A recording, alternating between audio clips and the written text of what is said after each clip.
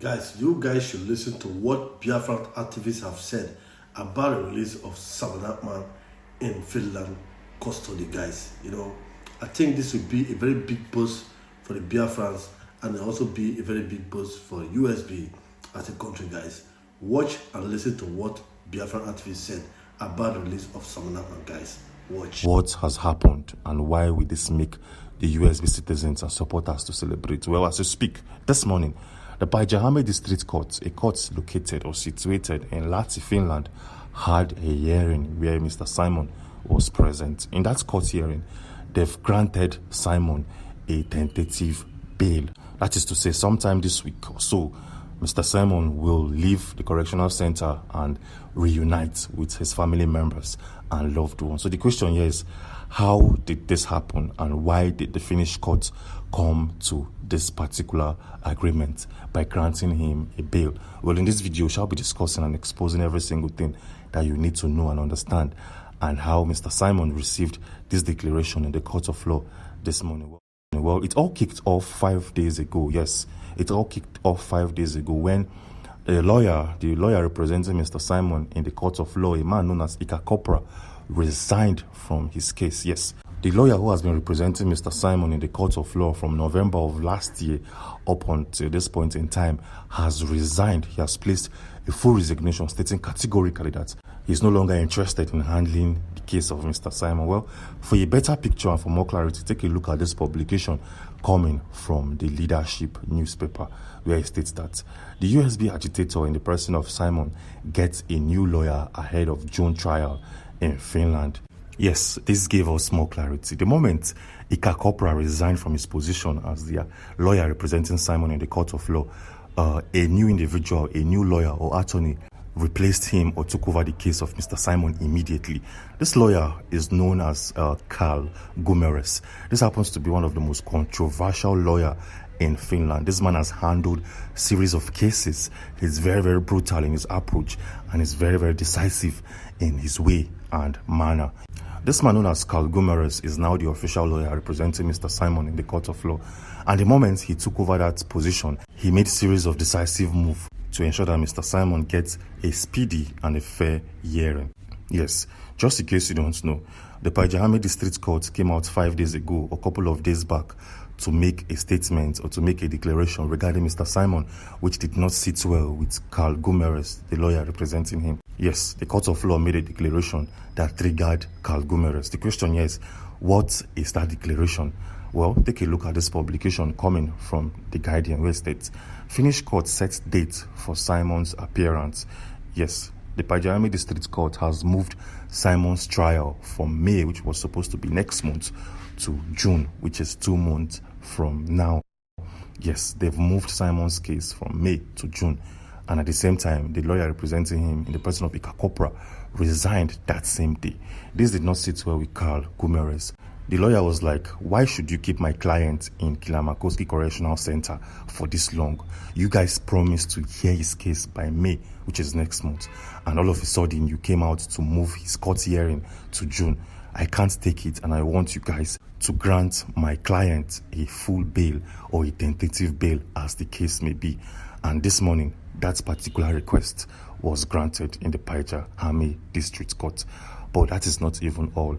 That is not all. Carl Gumeres came out to make a very, very interesting statement regarding the government of Nigeria and Bola Tinubu, to be precise. What did this man say? Well, take a look at this publication and look at the highlighted part of your screen. This statement was captured by BBC, which is a statement made by Carl Gumeres, a lawyer representing Simon in the court of law. Yes, this man came out to say that it's not clear at this point in time if the Nigerian government have the power and the resources to extradite Mr. Simon back into the geographical settings called Nigeria. Yes, he said that he's not sure at this point in time if Nigeria have filed all its documents and filed all the paperwork needed to extradite Mr. Simon back into the country. Yes, this came as a shocker because around January of this year, we received a notification from the Nigerian federal government stating categorically that they have fulfilled all the processes, they have completed all the processes needed to extradite Simon to Nigeria. And at this point in time, the lawyer representing Simon, Carl Gumeres, is saying something very different at this point in time. We don't even know who to believe. Are we going to believe the Nigerian government or believe the lawyer representing Mr. Simon in the court of law? Well, nobody knows for sure. But one thing we know is that for the past 2 weeks, Mr. Simon has been going through thorough and tough investigation and questioning from the Finnish police and the Finnish security apparatus. Showing right now on your screen is a clear confirmation that states that the police have been questioning Simon for 2 weeks now. Yes, so for the past couple of weeks, Mr. Simon has been going through thorough questioning and investigation, which was supposed to be used in the court of law come May. But now his trial date has been moved to June of this said year. So the question here is, what does this mean for Mr. Simon, and how will this help his case? How is this bail condition going to help him in any way, shape or form? Well, this bail, like I said, is a tentative bail, which probably will kick off this week or sometime next week, as the case may be. This is a big achievement for Simon, because when you go through the Finnish legal proceedings, you notice that the court of law in Finland don't grant bail conditions to any suspect that has the kind of charges Mr. Simon is facing.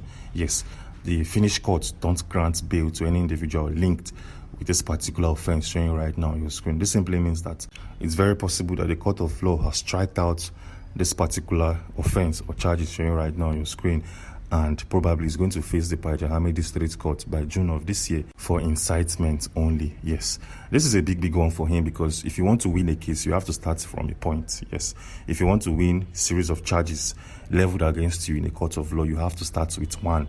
So it feels like this guy has defeated the fundamental charges leveled against him. This is a nice one for him, and this is definitely going to help him.